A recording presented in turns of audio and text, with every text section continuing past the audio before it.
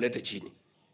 Wanaanza na mimi kwa sababu wanajua mimi nikiwa pale siwapatii nafasi.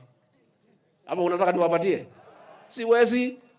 Hata wakiniingilia, huyu deputy, nini.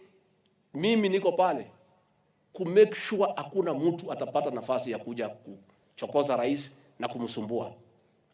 Sasa wanajaribu ati kuniingilia mimi ati ndio niingie uoga niwache kukabiliana na hao.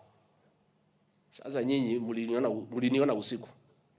Mliniona usiku. Mimi niko pale. Mimi siwezi tafuta serikali nishindwe na kuchunga. Nitakuwa mjinga. Si nitakuwa mjinga? Si hii serikali ilikuwa na shida sana kupata.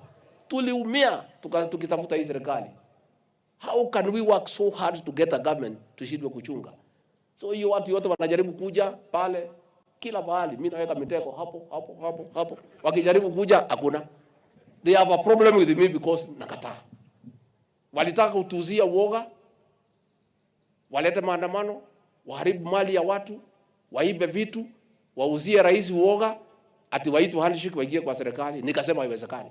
Ama ulitaka nikubali? Sasa wameona